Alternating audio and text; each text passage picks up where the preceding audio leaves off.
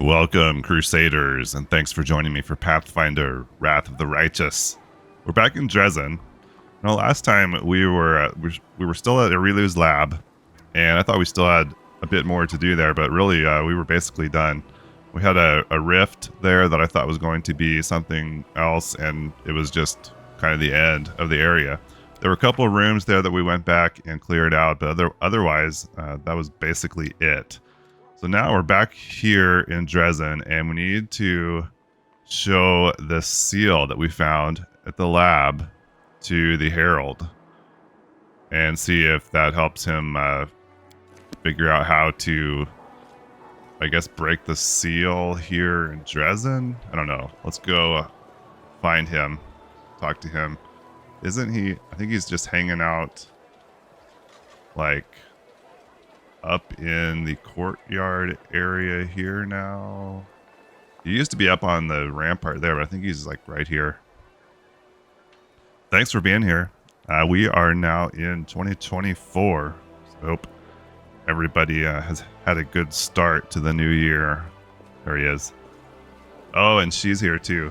We rescued Targona from the lab. My watch goes on. Greetings, champion. Greetings and thank you for saving my heavenly sister in arms. Targona has returned to us. What joyous, joyous news. Okay, we don't want to go to Pulores. Oh, yeah. Xanthir told me of a demonic barrier hidden beneath Iomede's symbol in the center of the city. Is that this right here? I encountered a similar demonic barrier in Areelu Vorlesh's lab and was able to breach it. I can open this barrier too. All you will have to do is protect the city from the blast. I'm so out of it. I don't know how we know that. But I guess we figured that out in the lab. I'm having a little trouble. I don't know if it's just because I'm not playing real super often, but I'm having trouble kind of following the story here. And I don't know if it's just my own ineptitude or it just seems a little bit convoluted. I don't know. Maybe it's just me. I'm having a little bit of trouble kind of keeping track of what's going on. I'm impressed by your many gifts, champion. Together we shall open the passage and protect the city, and then we shall burn the midnight fane with the cleansing fire of righteousness. But first, we must gather our strength. I shall send word to Queen Galfrey. Her help may be necessary when we reach that dark bastion of the abyss. The Queen will heed my call and arrive quickly, within a month. You must use this time to prepare to attack the Fane. Okay. I don't know if it was wise to begin this countdown or not. We have questions, maybe? No, I don't want to go to Pulores. I don't know. I think that's it. May Obede's light be with you. Wait for the queen to arrive and remove the demonic seal. Okay, so I don't know if we've suddenly got a timer on our hands or if this really matters. Wait for the queen to arrive. Galfrey of Mendev should arrive with reinforcements at the call of her goddess's herald. Her assistance could prove crucial in the coming attack on the Midnight Fane. Okay. I don't know. Apparently we're... Yeah, this is where, like... I don't know exactly what we found in the lab that is moving this forward. I guess we found a way to remove the seal. Until then, we've got other stuff to do. Okay, it's been a little while since we've talked to the storyteller, and I know we've picked up some of those elven scripts. So let's go have a chat with him real quick. See if that leads to anything new. I found a page that might interest you. Several, I think. Yes, you are right. Another piece of evidence from the past I have forgotten. Storyteller clenches the pages you brought. His voice becomes a bit younger and more energetic. It's been 2 years since I started to serve the darkness. She found me in the ivory labyrinth, her gaze piercing through all my protective spells, as if they had been cast by an untrained apprentice rather than the last archmage of Kyonin. She is powerful and insidious. She is the perfect assassin. Her name is Nocticula. That name sounds familiar.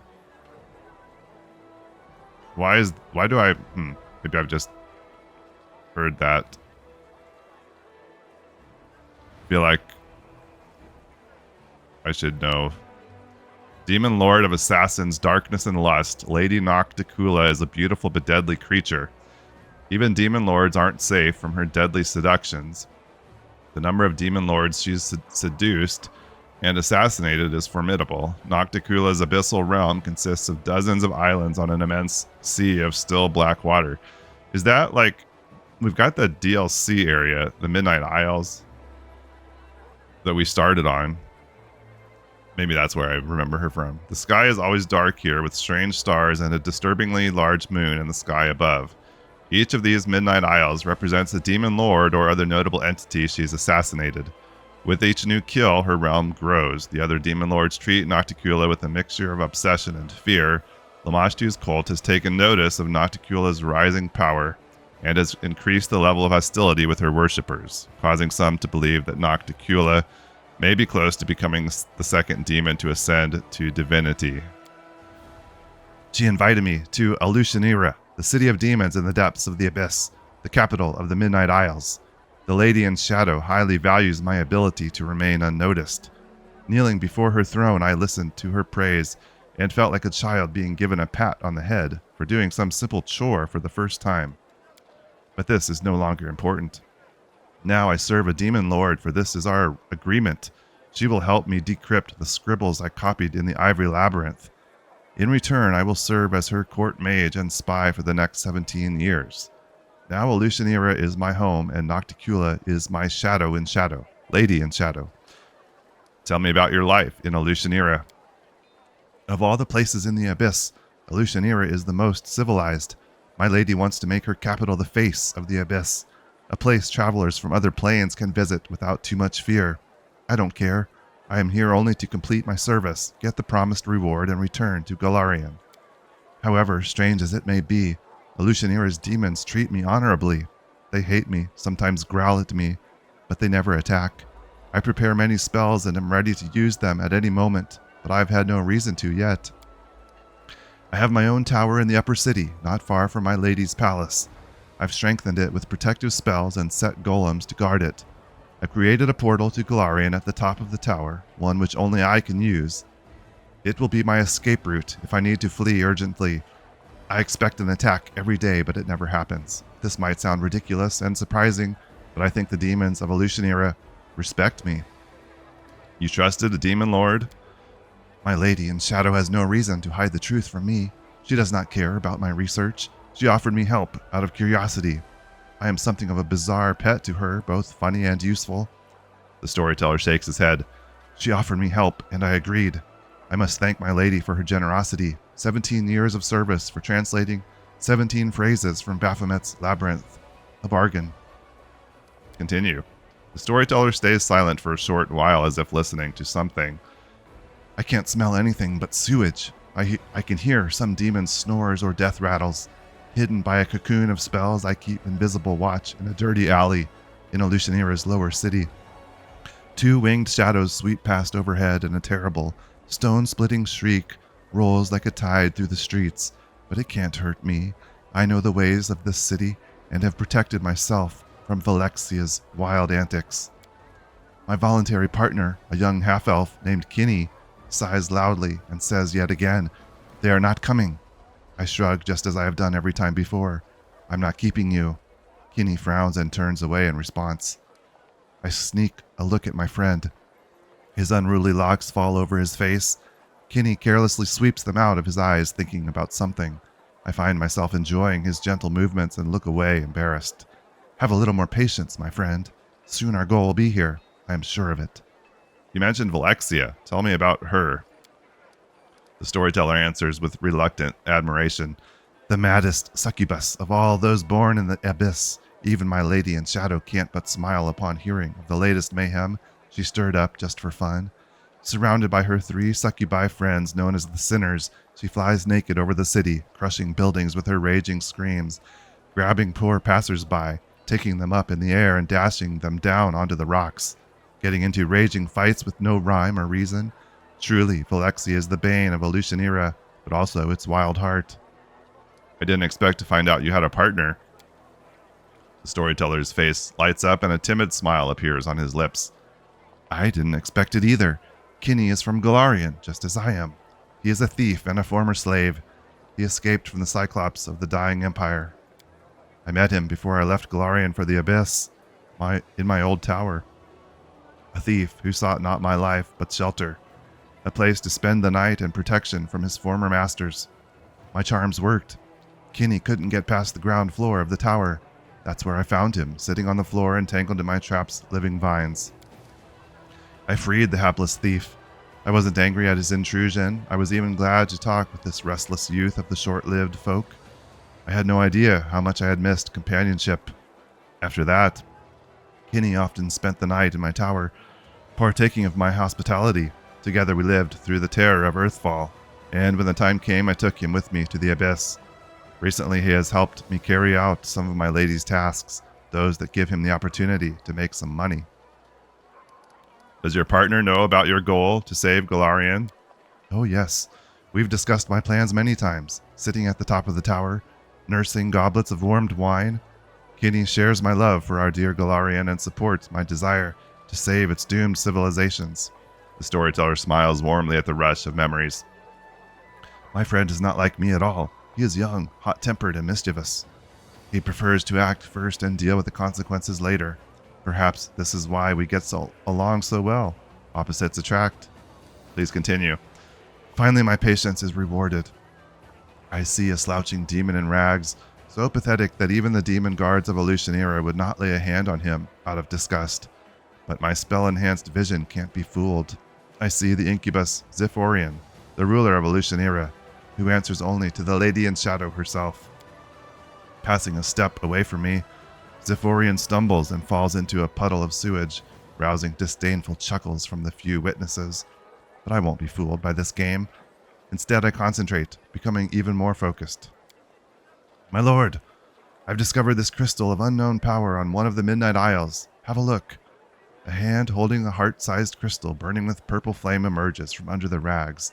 The incubus's hand is shaking, the skin on his palm slightly smoldering from touching the crystal. The demon's reflection in the puddle of sewage ripples and changes. I don't hear Zephyrian talking to his mysterious lord. The incubus hides the purple crystal back under the rags. As you wish, my lord. No, Nocticula knows nothing about these crystals, I am sure. Of course, Lord Sarkoth Benath. I wince. I have no desire to stand in the way of a demon lord. I turn around. You see Kinney. We were able to get evidence of Zephyrian's treason. I was right. But my friend is nowhere to be seen.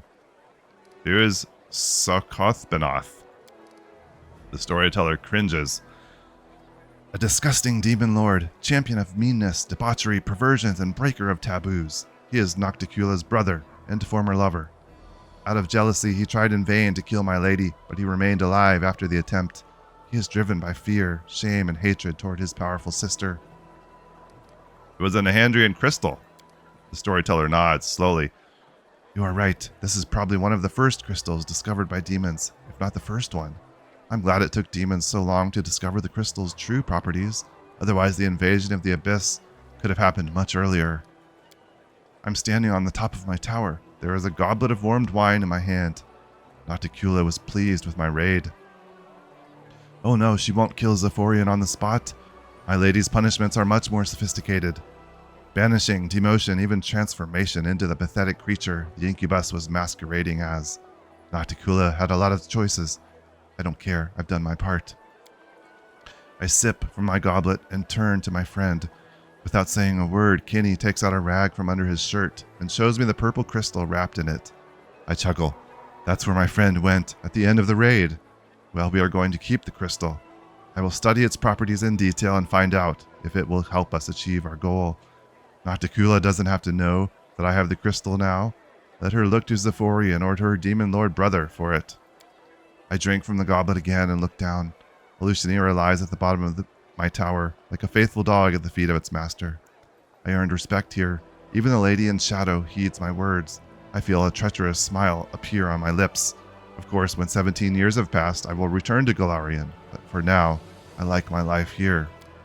The storyteller is quiet for a long while, thinking about what he saw, then runs his hand over his face, tired. I served a demon lord, and what's more, I liked it. I did not expect this from myself. I was completely different thoughts, desires, motives. What made me change so much? I don't know. The storyteller shakes his head ruefully. Tell me about your work in Elutionera. It's been 2 years since I started to serve the darkness. She found me in the Ivory Labyrinth, her gaze piercing through all my protective spells, as if they had been cast by an untrained apprentice, rather than the last Archmage of Kayunin. She's powerful and insidious. She is the perfect assassin. We already heard this, didn't we? Didn't we already hear all this? Yeah. Okay. I don't know why it oh, we have another one? Okay. So we give him these one at a time, I guess. That makes sense. Oh boy, okay. Another piece of evidence from the past I have forgotten. I haven't quite concluded, like, these stories, are they all actually about him, or is he like channeling other people, like the way it was in Pathfinder? I mean, Pathfinder, Kingmaker. Okay, he doesn't have the full story yet, but we have more. Okay, another piece. All right, so we're waiting for that whole story. Okay, yeah, I'm not sure. I don't quite get, I guess, if those are stories actually about him, or like in Kingmaker, we were finding like relics and he was relating the stories about people who actually used those, I think, if I'm remembering that. But this seems different, like these are actually about him, maybe? I don't know. Okay, we've got stuff going on here in the headquarters. The angel sounds concerned. Champion, I promised to advise you, but now I need your counsel. I have received news that both pleases and worries me. The light of your nobility shines true, and like a beacon, it draws heavenly warriors who come to fight at your side. These angelic warriors set a high example of courage and irreproachable virtue, and many of the ordinary soldiers, especially the young ones, desperately wish to be like them. They take vows, do penance, and train to the point of exhaustion. Their dedication is laudable, but it is not without danger. The strain, both physical and spiritual, may prove unbearable for many of them. Rather than strengthen themselves, they risk doing the opposite, and it may leave them defenseless against the enemy at a critical moment. So, should we praise their self-sacrifice, or should we encourage them to take care of themselves and moderate their zeal?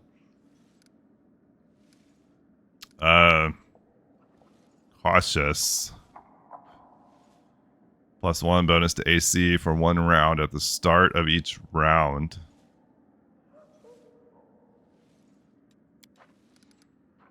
Or the effect of positive morale on the chance of additional action doubles for all units.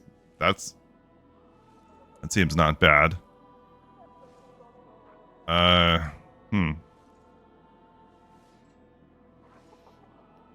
What impact will my decision have? If you encourage your soldiers, their devotion will push them to great feats of strength, but it will come at the expense of their own well-being. But if you restrain their zeal, we'll save these brave souls for future endeavors. So he really wants us to do this, huh? Tell me more about these heavenly warriors. They are valiant denizens of heaven. One part of their soul compelled them to honor the law of creation and steer clear of mortals and their war. The other part appealed to their mercy and their desire to protect mortal kind, and that voice was stronger. These are covert soldiers who left heaven willingly, without permission, to stand side by side with your people. I mean, this doesn't seem terrible either. We get all adjacent allied units. We get some AC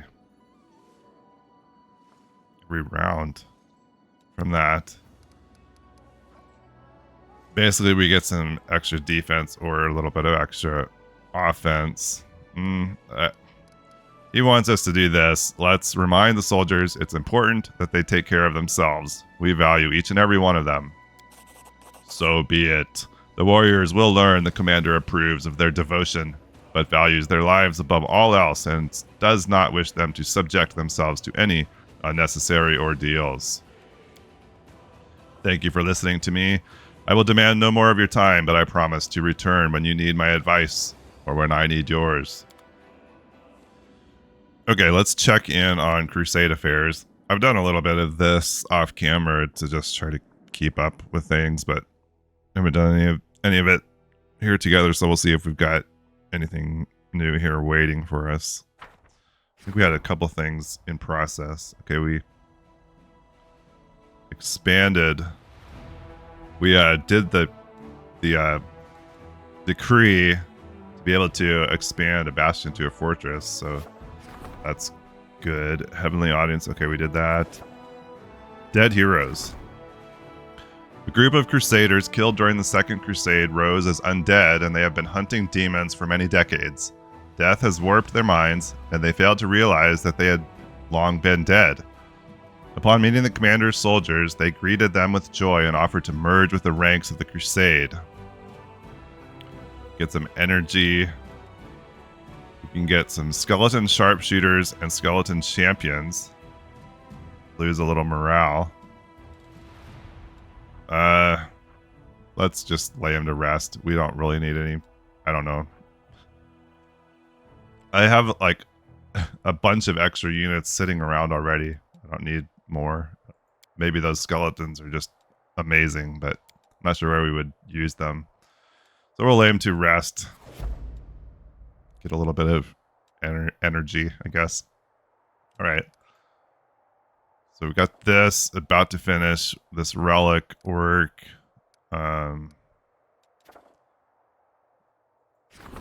Sword of Set. Wandering preachers will convince many to sacrifice their sight to infuse the Crusaders' blades with the dark power of the Osirian god Set. Yeah, I don't think we're going to do that one. Seems pretty out of character. We're not ready for either of those things. We're not going to bribe the officers. So I don't think we're going to continue Xanthir's experiments either. Well, maybe I should be doing those things, but they seem really out of character. So here's our map right now. I cannot figure out why we've got a red exclamation mark on all of these locations. I don't see any, they've been there for a while too. Somebody can tell me what the heck's going on there. I'd be fine with that.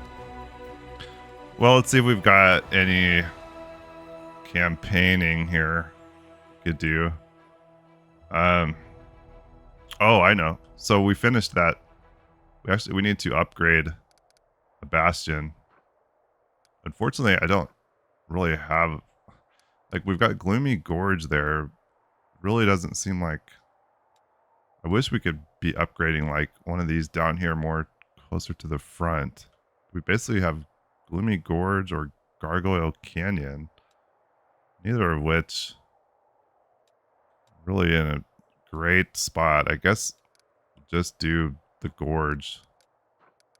I can select it. Move. I think we should be able to upgrade it now in here. We did that decree. Oh, come on. What am I missing? Is this not... Isn't... Shoot. Isn't this a bastion? Oh, okay. So, all right, I was mistaken, and maybe this is actually better anyway. We need to upgrade one of these smaller ones, which is good because I want to upgrade one that's down here. I think probably that one there. It's closer to the front lines.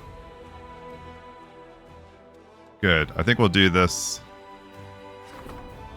Lands of Yath Watch. The other one we could do would be over here. Maybe this would be better. Camp on the ferry. So yeah, we could either do that one, this one. I feel like maybe we've got. So we're upgrading one of these to this level, I believe. I guess eventually, like we could do this one. Eventually, possibly, maybe we would upgrade this one. I don't know if we're gonna have what opportunity we'll have for further upgrading forts. Let's go. Lands of Yath Watch. It doesn't show any, like, so it was a fort, now it's a bastion. Okay.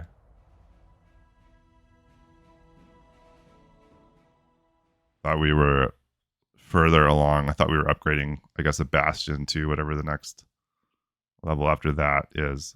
Citadel or something, maybe. No, we've got a citadel here. All right, we're going to build some stuff. Okay, so we've got a teleportation circle going, which will be nice to be able to portal out here toward unexplored area. And then a shelter, which will let us rest here without getting corruption. And then a watchtower, a monument, and a salvager's post. And that fills up all our slots here at Lands of Yath Watch. Oh, that removed much of our exclamation marks. So was that, did that have to do just with the ranking, with the upgrade? So, oh, we can upgrade one of these. So why didn't that show up before? So we're now upgrading a bastion. All right. Okay, well, I don't think we want to upgrade Gargoyle Canyon. We wait, can we upgrade Lands of Yath Watch? Like once it finishes building? That would make more sense, I think, than Gloomy Gorge. So we'll wait on that. Okay, I get it.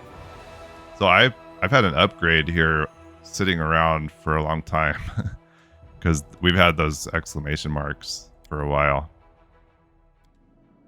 Okay, so just kind of catching up on things.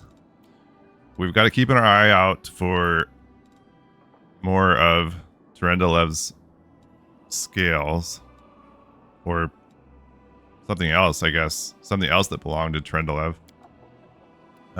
We need to go back to Blackwater and see if we can make any more progress there. We have leveled up, I think, since we've been there, so that might be good. This is the DLC, I believe. The Midnight Isles, and we started on that. We need to go back there. We need to visit the Dragon Burial Ground. Maybe this would be a good one. I think we know where this entrance is, so maybe we ought to check that out. And then this is waiting for the Queen to arrive. Otherwise, we've got our... Oh, we need to talk to Targona. Okay. We'll do that. That'll be it. We'll finish up here with that. We've got a couple of companion quests that we're sort of just waiting. It's the Crusade stats. We need to find more scripts for the Crusader, or for the Storyteller. And then we've got puzzles to solve. So it actually seems like not a ton really at the moment that we need to do. So let's go back out here, talk to Targona. I say not a ton left to do, but then when I really think about it, It actually feels like a lot. When I think about Blackwater, we've got a lot of work to do there, and then that Midnight Isles DLC, I think that seemed like that was going to take a while. The angel greets you warmly, but her eyes remain sad. Greetings, my rescuer. There were many things I wished to speak to you about, but now I can't seem to find the words. Being free feels exhilarating, but the bitter realization of how many terrible things happened in my absence weighs on me. Never before has my soul been troubled by so many warring emotions. I contacted the hand of the inheritor as soon as I got out. Here on Golarion, I can freely send messages to my celestial brethren, so I know more now than when we first met. I now know what happened over the years I was held prisoner. I know this is the Fifth Crusade, driven by desperation and daring, like none before it. And I know about the hope you have brought to all of us. I thank you. You are the light in this darkness. What did you want to talk about? The angel thinks for a moment. Talk may not be the right word. I need to tell you something important. Listen. You know the truth about the ward stones, how their power is built upon the angels locked inside? My dear brother Lariel and I were supposed to end up inside the ward stones, but we both escaped that fate. He perished. Targona gathers her strength. And I was captured by Areelu. But there is something else you should know. Even the glorious Herald of my goddess was not immediately aware of this. The power of the ward stones comes from the selflessness of those imprisoned within them. It is not sophisticated magic that wounds and binds demons, but the angels' voluntary sacrifice, their foregoing of freedom in the name of duty. The truth is, in some rare cases there is no need to seal anyone inside an artifact to achieve a similar magic effect. There are some such individuals among mortals and immortals who are willing to give their lives to protect others. And when this happens, the mortal or immortal can become a living wardstone of a sort, weakening and holding back demons by the force of their presence alone. Unbeknownst to me, I acquired this power.